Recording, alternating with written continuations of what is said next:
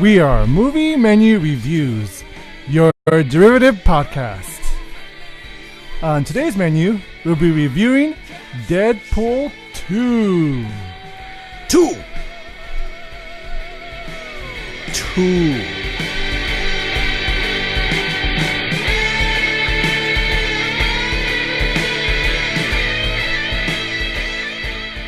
Welcome, ladies and gents. I'm Dan the Man Muñoz, host of Movie Menu Reviews, your weekly movie news and reviews podcast, live on Facebook on episode 187.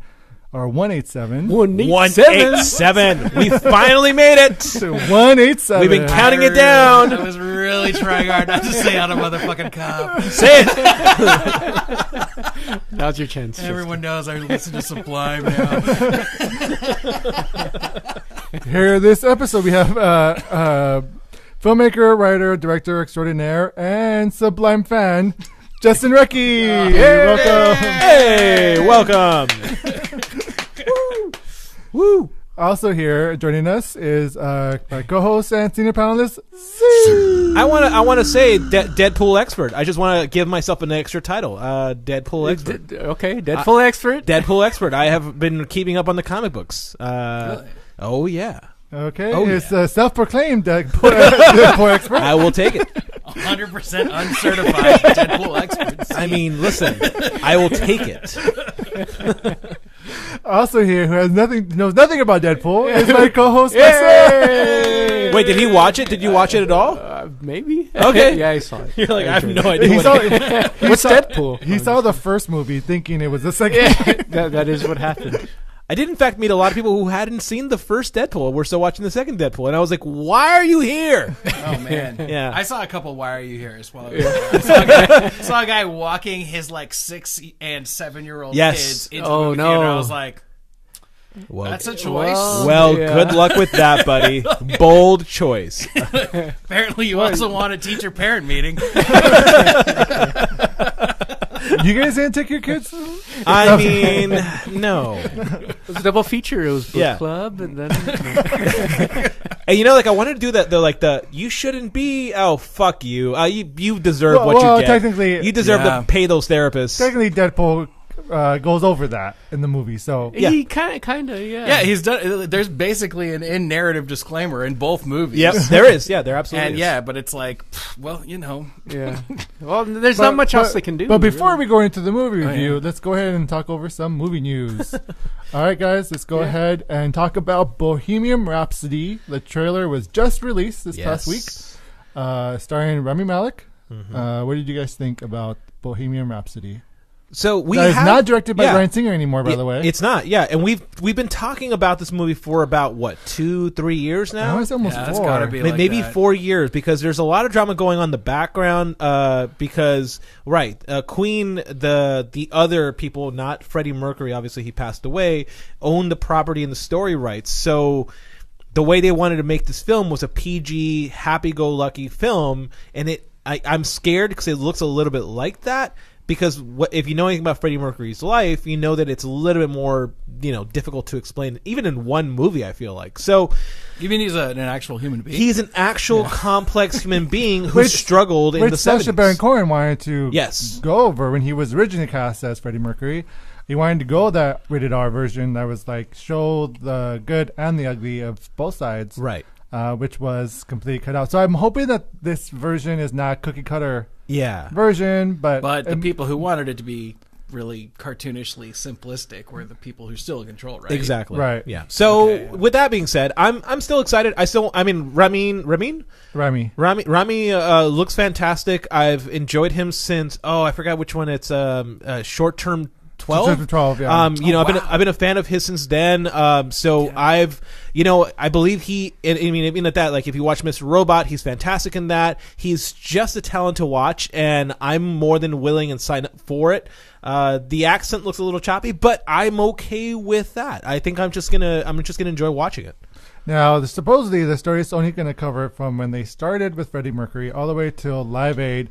They're not going to cover so much the death of Freddie Mercury or the AIDS epidemic that was going on in that time, which is the most complex parts of the story. So, it's going to be a biopic in the sense of they're focusing just on the music. Yeah. Do you think that's a mistake? Do you think that's the way they should go? Well, I mean, but the other parts about like his story is that like he was forced into marriage that he didn't want to be in on, and I think from what I saw in the trailer, now it's very quick shot, so you can't really see a lot. It does look like they cover a little bit of that, and I'm just hoping. Oh, is that who that woman is? That's exactly. They basically did somebody say like you need a beard, like the label or something? Yeah, okay. Yeah. So I'm hoping they cover at least some of that, because otherwise, again, right, you're omitting the person and the struggle, because yes, he had a fantastic voice, but he also dealt with a lot of demons, and I think that's what it needs to go for. Like, really go for that juicy stuff. Yeah, agreed. I think from the trailer, it seems like there's going to be a whole lot of idolization, and I think that's going to take away from the humanity of the story. And you already kind of see that in the trailers with the way he's talking to like a record label exec. I got a question. Does this remind you a little bit of the Tupac movie? No, this actually, I don't think so. This reminds me more of like the James Brown movie. If you've seen that, where it's just right. like it's like the man, the myth. Yeah, it's like, and it's just like him doing a bunch of like unrealistically amazing things, and it's like they don't cover the bad parts of it. Yeah, or not only that, but just like not even the gray areas, let alone the dark areas. Or if you see him in interviews, he seems very quiet and he seems very reserved. And in this film, he seems like this he seems like this very extroverted, eccentric character, which I'm sure is a part of him. But I think that they're going to embellish that persona. I think, yeah, and it's kind of like that was crazy how he talked to that record label exec, and how he does all these crazy things, and how he's like pulling the band all these crazy places. And I think it's gonna lose some of that. I don't know, but I hope that they're able to. It's a really good point, because everything I've ever seen of him, where it wasn't like he wasn't on stage, when you see the photographs of him with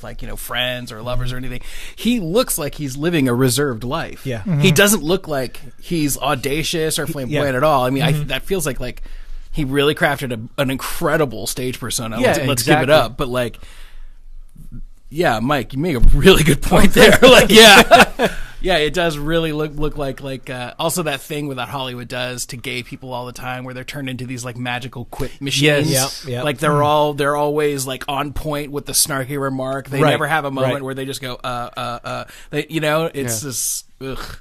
I think you're. I'm scared. No. Yeah, I'm worried. I'm worried so much. We do have to say it is a teaser trailer, so we'll see how this film unravels as we see more from it. We do have a couple comments. Go for it. From Michael Hill. Hi, Mike. Hey, how's it going? He talked about Deadpool being a family movie. Yes. And then he talked about, I guess, biopic like Forrest Gump. But I don't think Forrest Gump is a biopic. I'm not sure. It's not. No. Oh, he said like Forrest Gump? Based on Bubba Gump, right? Oh, maybe. He's not a real person, though. But forget it.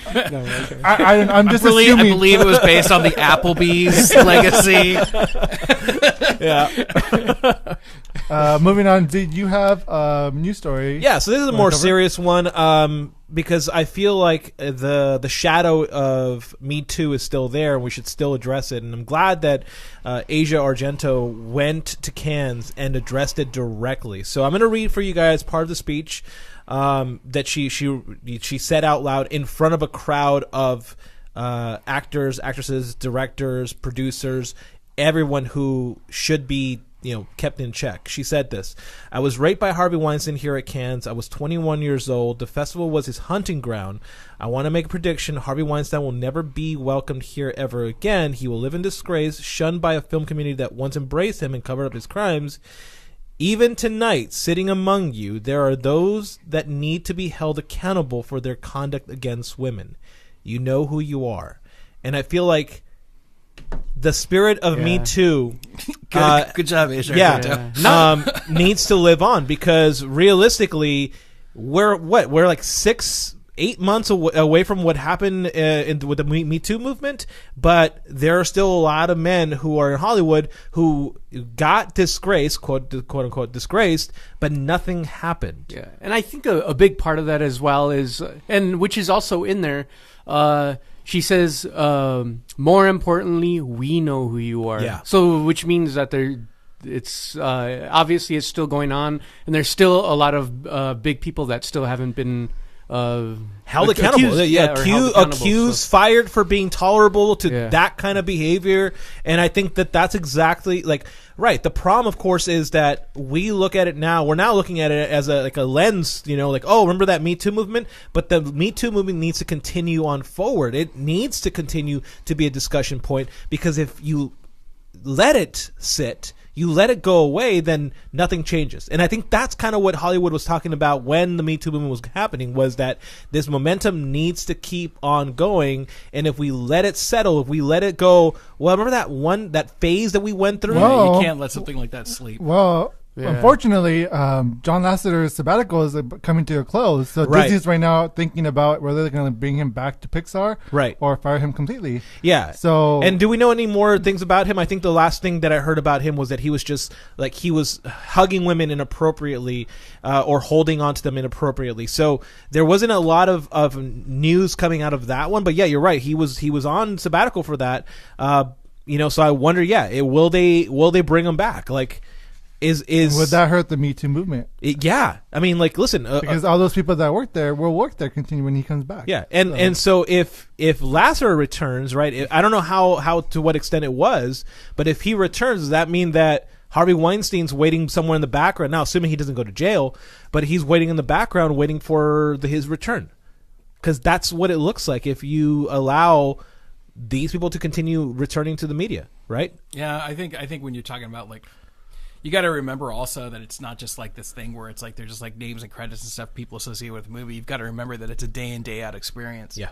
This isn't a kind of thing where, like, people feel safe quitting their jobs. Yeah. You know what I mean? Like, you could say, oh, yeah, I quit because John Lasseter was allowed back in, but then everybody's going to be like, oh, anybody can basically create a reason to not hire you. Yeah.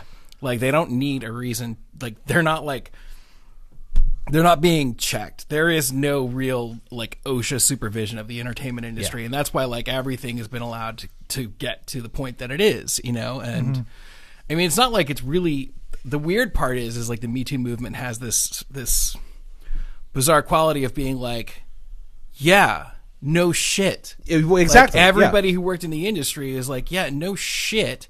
You do the best you can, but, like, everybody who works in the industry, even before you work in this industry, you start hearing about people like Kevin Spacey and Bryan Singer were big time. Everybody knew about them. Yeah, and we are talking about Deadpool today. T.J. Miller's and that person who's on that list. We've always been like, no way, really? I knew about that from like a year ago. T.J. Miller, really? Yeah, he's got some serious accusations against him. And he's been arrested currently for pulling a fire alarm and calling it a bomb threat. Like, he is ridiculously off the, So yeah. Right, and you haven't heard of it. I've heard of it, and so you're just kind of like, these names have been on that list. Like, not that anyone ever put a list together like they did for the Me Too movement, but that list continues. That list continues to be there. Yeah. That people are aware that kind of behavior is tolerated. Now, the other question needs to be, well, what about the people who paid to shut people up? Like, why aren't we looking at those lawyers who said that it's all right to pay off an actress to keep her mouth shut? Like, that's the kind of behavior that should also be intolerant, not tolerated. There you go. So I just felt like it was a really good article, and I'm glad for Asia. She stepped up and she went ahead and delivered the message that I feel like needs to continue being heard. Yeah, I think that's a really good point, because, like, it does feel like people are kind of like trying to, like, be like, okay, that was a thing, was a thing. Let's just move on. And it's like, no, it's not. It's nowhere near a place where you can move on, because it's it's institutionalized. Exactly. Like, abuse in the industry is institutionalized. Anybody with a modicum of power is essentially, it's an understanding that they can use that power to abuse people underneath them on a sliding scale of abuse. It's not like no abuse. It's just a sliding scale of what kind of a monster do you want to be, and it's just sort of like, that's just the way the industry works. And if you don't want to go along with it, they'll can your ass because there's so many other people who want your job. Exactly. Yeah. All right, so stay tuned for more. No, because this will be developing. This is something that's just not going to go away, unfortunately. And that's something else that won't go away is Deadpool 2. It just keeps on going. Deadpool, man. Let's go ahead and go on to the review for Deadpool 2. Next stop, Deadpool. The movie we're reviewing is Deadpool 2, directed by David Leitch, written by Rhett Reese, Paul Wernick, and Ryan Reynolds. Here's the plot. Foul-mouthed mutant mercenary Wade Wilson, aka Deadpool, brings together a team of fellow mutant rogues to protect a young boy of supernatural abilities from the brutal time-traveling mutant Cable. It stars Ryan Reynolds, Josh Brolin, Morena Baccarin, and Zazie Beetz. All right, guys. So I have seen this movie. So depending on our collective review, we shall decide this movie is worth a dine and watching in theaters, take out, wait and watching at home, or leftovers. Get your body chopped in half. Watch the Green Lantern. Watch while jacking off. Is that what you said? So we are we? We are gonna do this. We can do spoilers while we're live. Oh, we want to do spoilers. Spoiler free. Thank you. I was gonna say, dude, game on, man. Let's do this. Spoiler free. Spoiler free. 2 pages of spoilers. Oh, you've got notes on only spoilers. No, whoops. I noted them, so I was like, don't say that. You can't say that. That's good. That's really good. And so spoiler free, and then when we go off live, we'll talk a spoiler section. Awesome. Michael Hill suggested that we should do a review. It should be taquito, burrito, or chimichangas. Taquito, burrito, or chimichangas. I would eat all of them. What the hell is that even? That's not even a scale to work on. I would eat them all. I think he was just hungry. Well, chimichangas make sense too. It does, but I would also eat. Rigo says Deadpool is a takeout. Rigo should shut his mouth.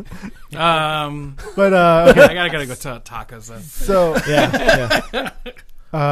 So whoever wins, whoever is able to, or collectively, sure, whoever has the most, I guess, votes or whatever. No, just let's go straight for it.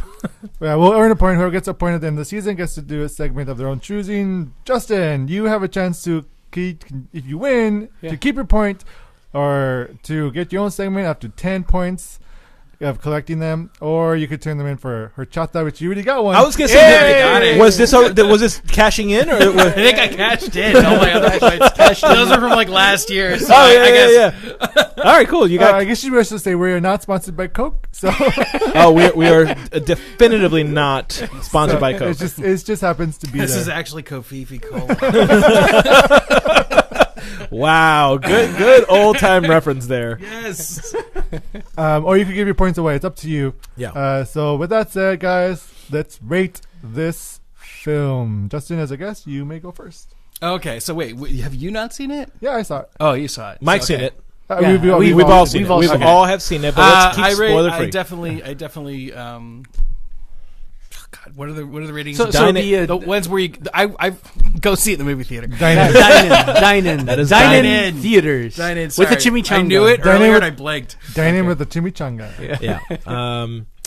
Well, I've been anticipating this film for about this is your most anticipated 2 years. Yeah, since the original came out.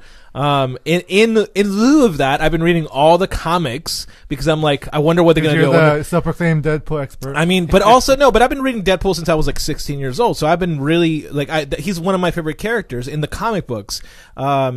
So seeing him come to life in Deadpool 1 was fantastic. So my fear was that can they break the curse? Can they break the sequel curse, right? We've talked about it in Guardians of the Galaxy 2, where we were expecting something and it didn't live up to the original. So of course we're watching it going, oh man.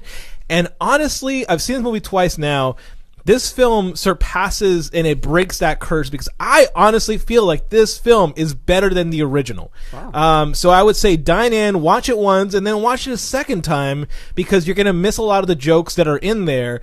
And I don't know, I would want somebody to watch it with jokes per minute to tell me how many jokes are in this movie. Now, it's like on Billy Wilder level of joke density. It is crazy how many jokes they fit in there. Now, this movie is different than the original. So if you want the original, you're not getting it. You're getting something completely different, but it's still worth the watch in theaters. Okay, can me and Mike give a rating? Go right ahead, you jerks. Mike, go ahead. Okay, I'll give it a dine-in as well. I think yes, there is rapid-fire jokes, but I think what also makes this film so enjoyable is watching it in a packed theater. Yeah. And it's just it adds to the experience, Uh-huh. and I hear a crowd of people reacting to it. So It's also dine-in for me. All right. And I think they fixed any of the theft stuff they had in the first film. Though this movie is like, it almost feels like 3 different movies in one, but I'm okay with it. Yeah. Yeah, and just to talk about that, right? So the original was a very basic, run-of-the-mill, like, revenge plot story told in flashback and present time. This film is all over the shop as far as, like, its narrative storytelling, but I think its ultimate point is to be subversive, and right, that's Deadpool in a nutshell, to be subversive to the comic book story. So the way that he tells the story is told in a way that, one, opens up with, well, fuck Wolverine, which is an amazing start to a movie. You're just kind of like, wait, what am I watching? And then it goes on to simply break its own structure in that it's the heart. I was thinking to myself, like, how do I review this movie without spoiling anything? Because it feels like, for the most part, this movie is nothing but a giant spoiler. So what I'm going to say is this. If you're expecting the original, it's not that. This film has way more heart in it than the earlier one had. This is, quote, a family film. It's not. I mean, it's definitely not a family film, but it does something different, and it does tell you the story of growth in Deadpool's eyes. And that's not saying much because he's an asshole. So of course the growth he has is not like mature, but it's still there. It's like weird, awkward, like a baby limb growth. Yes. Again, spoiler free. Which it covers in the first film. Yeah, he does. Yeah, which is how he recovers in the first film with his baby hand. I just wanted to like jump back real quick. I'm Sure. just curious. What trailers did they show you before you guys saw it? Happy Time Murders. I didn't get that. Bohemian Rhapsody. You went to a classy theater. Yeah, that was a classy theater. They wined and dined you. Yeah, in theater. Trailer. Were there any others? Mission Impossible. I got Mission Impossible. Yeah. I got that as well. Yeah. How come? I'm just curious because I got 2. I got Solo, a Star Wars movie, and Ant-Man and Wasp. Oh, I did not get Ant-Man and Wasp. I didn't get any of those. The Ant-Man and Wasp I saw was not as good as the one that I saw on the internet. Oh, interesting. Yeah. Number one, not enough Michael Pena. Like, oh yeah, I like. There's like a glimpse of him in one shot in the entire trailer that I saw. I want Michael Pena in the this. Deadpool movie, like right, like he would just fit right in there. Oh my god! So, yeah, yeah. I remember putting up on I think our Facebook thing that they should have had Michael Pena explain the Infinity War setup prior to Infinity War.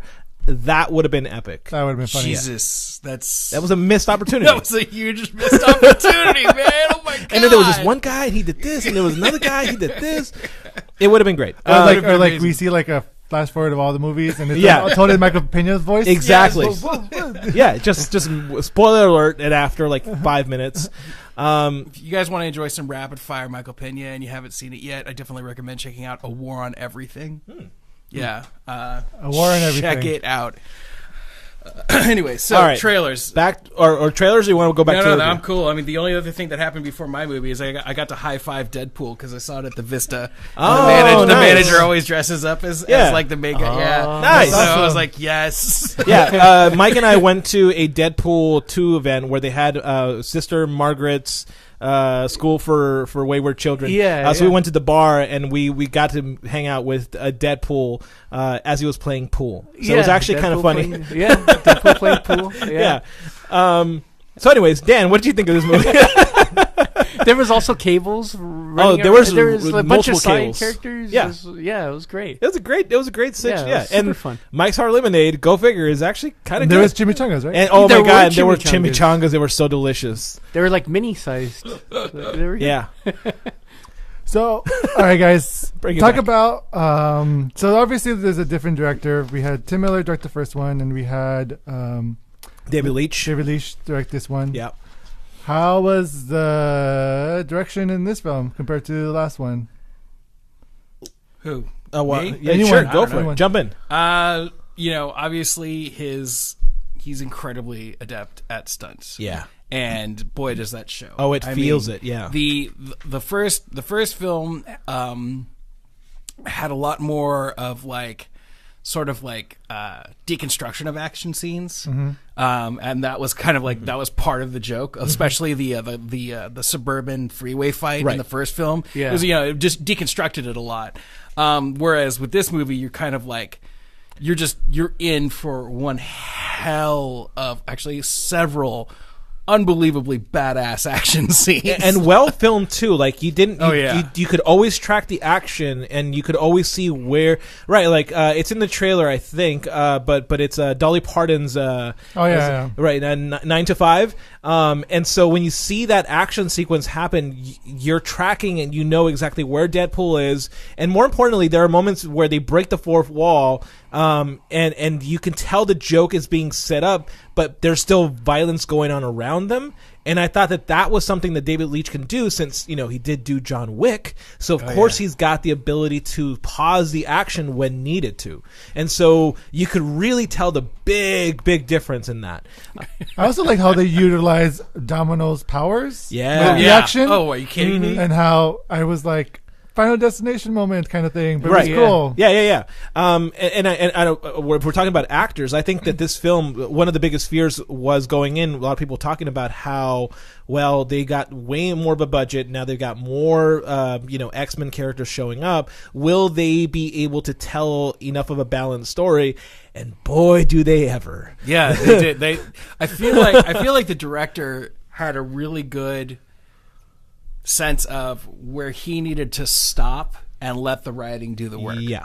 I feel like he sort of understood the boundaries of where he was at, and I do feel like there's moments where he just stops and lets the writing do the work, and then he's like, all right, I'm going to do some more crazy action now. And you're like, yeah, dude, because the writing is really good. Yeah. So why try and stack anything on it. And a side note to that, they were working on the dialogue, they were working on the humor up until it got released. So Ryan Reynolds was doing ADR, I think it's called. And so he was doing the voiceovers when he is in the mask, trying to get the funniest joke in there. So up until the very last moment, they were really trying to streamline the comedy so that when, Deadpool, the action stops, they're able to let the joke go through, and it makes the experience that much better. Not to mention, it really helps on cutting out on the whole leak process. You brought notes. I was walking away from the movie theater, and there was this group of dudes behind me talking, and one of them was talking about his friend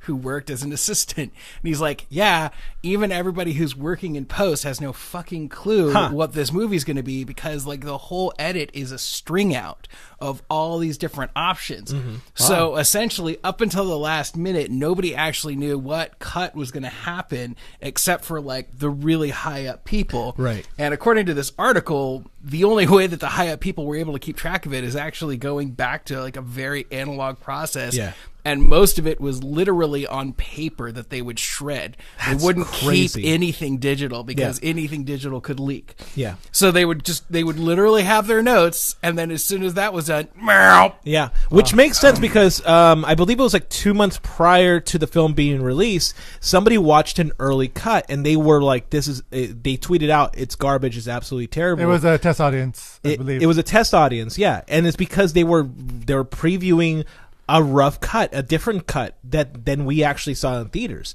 And I think that's just a genius way of going about it. It's you're perfecting it, making sure that I love the fact that some idiot test audience member was like, oh, I'm seeing the movie. The crazy part, though, it's so dumb. Well, no, but the crazy part is that the only person, I believe one of the only people following him was Ryan Reynolds. So how much of it was it a plant by the studio, by Ryan Reynolds just fucking with people, going lower your expectations, is not going to be that good. And then of course you watch it and it surpasses your expectation because you're like, oh yeah, maybe they were just simply fucking with us, or maybe they just didn't know what final copy they were going to release to the audiences. And I think the one we got was pretty damn good. It's very good. It's an excellent piece of work. I mean, I feel like there's no part of it where I'd be like, oh, right. You know what I mean? anything that's loose, they point it out, or they just turn it into such a huge joke that you're like, it doesn't matter that it's loose. I mean, for God's sake, they have Cable as a character in this, and it isn't laughable.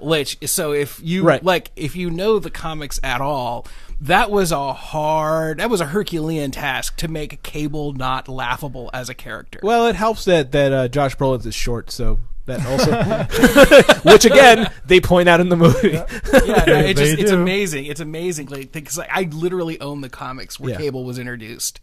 And you look at him, and you're like, "This is the worst." It's a classic Rob Liefeld character. Yep. It's just hot trash. Yeah. And again, another great joke that you may miss is when Deadpool is talking about Domino and how crappy of a character she is. It's like, "Oh man, who made you? Somebody who can probably not draw feet." Yeah. And I, of course, am the only person in the theater who's laughing. He can't draw feet. And so, and I think that's a throwaway line, but that's a line for the audience who's read the comics, going like, "Yeah, Rob Liefeld was just simply like, he had an idea. He wanted to make Terminator for comic books, and there you have it. You have Cable." Yeah, and then the fact that I don't know. I went to the Wikipedia page and I looked up Deadpool just because of my complicated relationship with Rob Liefeld. I bitterly jealous of him as a teenager. Bitterly hated him. Would have cursed him with a voodoo doll if I had one. So yeah, I looked up Deadpool as far as like the character creation and everything, and it's like the reality is it really came down to like about 4 different writers. Yes. There was the original collaborator with Liefeld, and then there were like 2 or 3 others who followed, who kind of took like some of the smaller bits, like the fourth wall breaks and stuff like that, and then just kind of pushed them out to the wall. Right. And that's like the Deadpool that we now know. Yeah, exactly. Yeah, because the initial one was like this psychopath. It was another Liefeld character. Like you just say that. It was just like somebody who like had nothing in their background. Right. Exactly. They were like a murder machine covered in pockets. Yeah. And even at that, like the current Deadpool we've got in comic series is one that actually has a pretty good and tragic backstory, which I think that this film does a really good job of adapting. So when you like, I don't want to spoil anything, but there is tragedy in this movie, and so when you get down to it, you realize why Deadpool is doing what he's doing. And without talking, like I want to just talk about it in this context. In the comic books, Deadpool is in love with death. And I also felt like in this film, they kind of introduced that concept in the way that they removed Thanos from Infinity War. Thanos is in love with death, and so he wants to have sex with death. Deadpool, in fact, actually does have sex with death. So in this movie, there was a little bit of that kind of parallel from the comics where they really are trying to introduce this concept of Deadpool just wants to die, but he can't. He's immortal, so then that has a difficult part. So for me, it made way more sense why he's in love with the concept of dying and not coming back in this film. What did you guys think about that? Do you feel like they kind of covered like Deadpool's desire to not be alive? They definitely cover that. They do. Yeah. I mean, overtly. Yeah. It is not a guessing game in certain parts of this movie. And I think that's a harder thing to sell to audiences, especially Deadpool audiences who don't know anything about like the actual comic story. So do you feel like you kind of bought into it and you were like, okay, I'm signed on. That's a good motive to keep the story going. Yeah, I mean, it did. It kept the story going, and I felt like they captured it really well. Yeah. Yeah, I mean, it's... Oh, God, it's hard to say without saying spoilers. It's when you watch it. Yeah, the motivation is a strong motivation because you have the thematics of family and how that plays into like the whole concept of X-Force and what that is. Mm-hmm. But also, I don't know. God, it's hard to say without like slipping plot elements. But yeah, there is a strong element of like But also, Deadpool is always, even from the first movie, even purely as a movie character, no comics, no canon at all, right? It just starts at the beginning of the Deadpool movie. Yeah. He has been a character with a death wish for, like, from the first time he tries to kill himself with the oxygen tank. That's true. And he kills himself, but he doesn't live, doesn't die, you know what I mean? He totally does something that should have killed him. Right. And you're like, okay, right, so this is a character who's just, like... in that point. He's like in that headspace. Mm-hmm. He's already gone there. Mm-hmm. I don't know if you can really ever kind of quite come out of that if you've Right. ever gone there. Yeah. So yeah, and then obviously if something goes sideways in a big way in your life, Yeah, you're gonna backslide. Yeah. No. So, and I think with that being said, they build on the concept of family really well in this story. So this is a family film, so you immediately have him building. Would you say a film about family? Yeah, we should really not say a family film. A film about family. There's a surrogate son in this, in the same way there's a surrogate son in Infinity War. I'm just saying that there's definitely some family building happening. I just think of like the scene with the mask slap, and I'm like, oh my god! I laughed so loud. I think everyone in the theater looked at me. No, when you have to really look hard, but when he opens that up, there is the one label, a cure for blindness. Like you really have to look. Wade's cure for blindness. So you really have to try. Which was a great drawback from the first film. It's huge. There's so many drawbacks from the original too, and they build on them again. Drawbacks or callbacks? Callbacks. Yeah, they do a lot of great callbacks to the original. There's so many fun little things that if you're going in for the ride, you're going to enjoy the ride. But if you're looking for, like, at the very least, some references to the original, and without again going to spoilers, but also like a lot of the shit talking he does about the Marvel films, the DC films. Boy, oh boy, does Disney. He drops so many lines. Yeah, it's odd. They're great. They're great jokes. They're just great jokes. They're going to age. Those jokes are going to age. They are. There are a lot of jokes though that will not age. I mean, that's one of those things. Like you got to be. I mean, obviously, Deadpool is snarky as hell. Mm-hmm. He snaps on pop culture. You know what I mean? He's not somebody whose humor is like all time legacy humor, but. Mm-hmm. It's still there's a lot of it where like you'll be able to watch it like 10 years from now if the Earth isn't a smoldering crust of nuclear apocalypse because you fucked it to death. But yeah, your generation fucked this Earth to death. You're like, wow. Yeah, thanks, Cable. You're like Cable. That's right. You are Cable. I wanted to jump real quick, you guys. I wanted to ask you guys a question about. The fact that Tim Miller left, and the reasons why Tim Miller, because like you just said some stuff that I was like ooh, because like that's like the whole officially, the whole distinction. The reason why Tim Miller left the project is because he wanted to make a much bigger movie, and the writers and Ryan Reynolds were like, no, well, during the first film, they were already like starting to fight towards post production. Right? Reynolds and Tim Miller, they kept it under wraps. Publicity wise, but after the movie was released,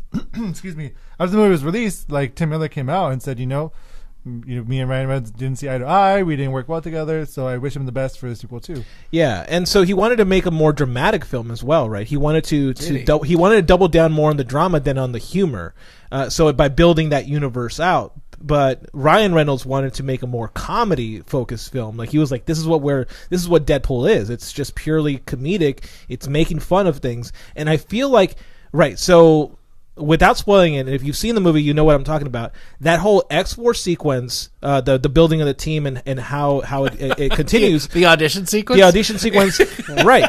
I think under Tim Miller, the whole movie would have centralized over that and building that team up and going like, this is now going to be in the third movie. But because Ryan Reynolds has more of that subversive, mentality, it played out differently in this film. And I'm wondering what Tim Miller would have done with that X-Force.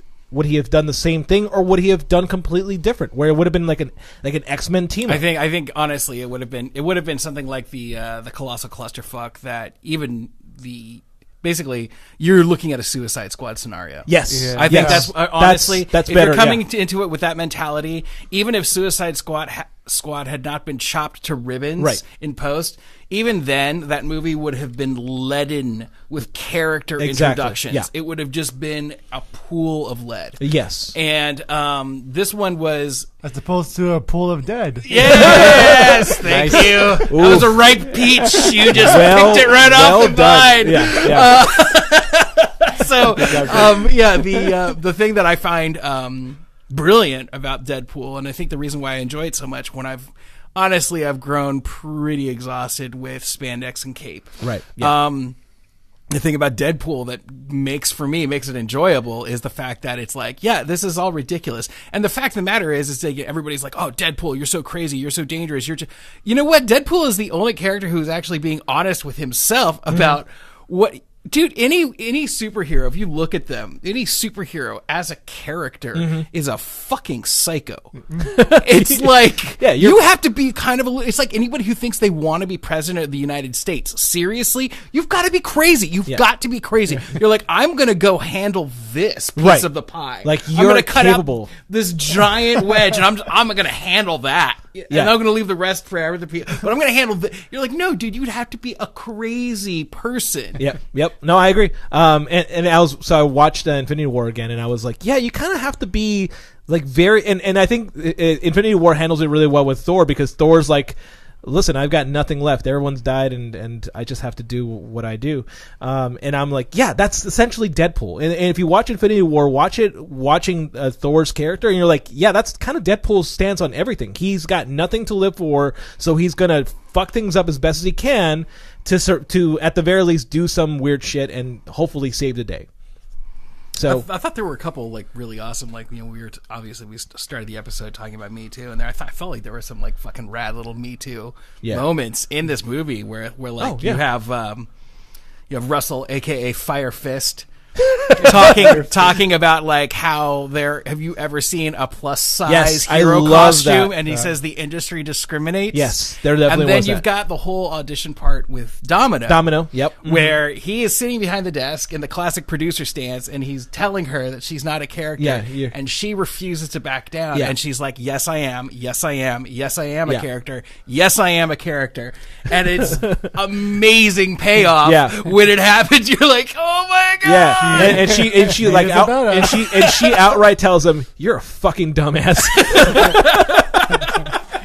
No, it's there. I really felt like there was so much more to this, that's the best part of it, of a concept like this, where you have like the character that's an asshole and it's just bloodbath and da da da da, and it's like, oh yeah, because of that, you can get almost anything in under the radar. You could never have any stuff like that in any other superhero movie. You could never address any of those issues because it would completely destroy verisimilitude. Right. Exactly. And just to like draw back a little bit too on Zazie Beetz.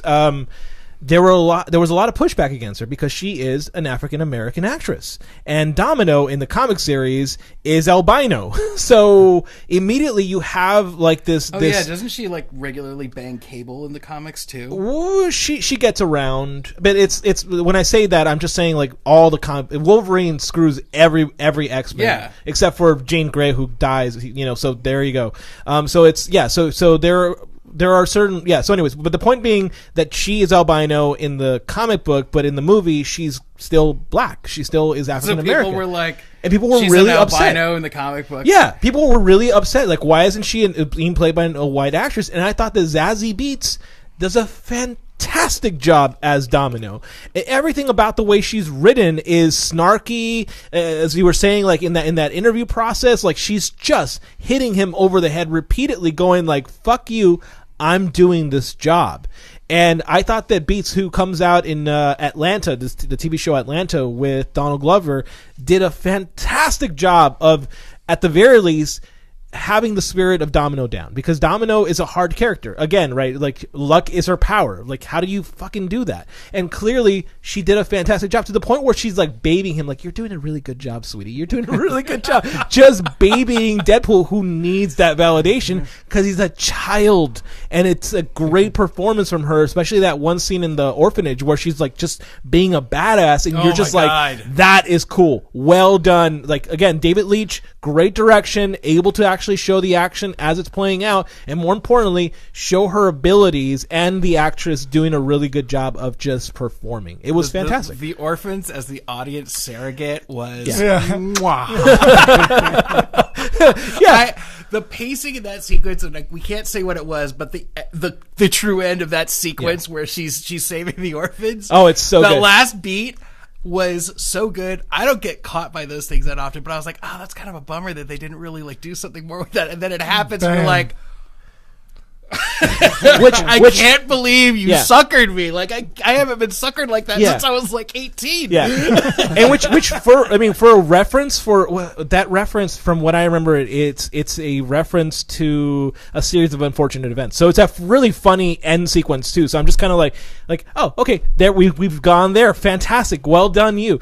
But on that note, let's talk more about this stuff in our spoiler section. Oh, are we doing it? Go for it. Let's go ahead and you can't talk about it. We're gonna end our spoiler-free section here. We will release our spoiler section Tuesday. Yes. So be on the lookout for that on iTunes, SoundCloud, Stitcher, or wherever you listen to your podcast. It'll be released out on Tuesday. Yeah.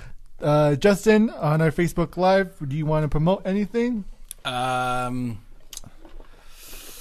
Go see Deadpool 2. Go see, if you like dark comedy, go see War on Everything. Yeah. I don't know. The Americans is awesome. Oh, okay. The Americans is awesome. It's in its final season. You can watch. If you have Amazon Prime, you can watch all previous seasons. Ugh, watch them. Have you seen Atlanta yet?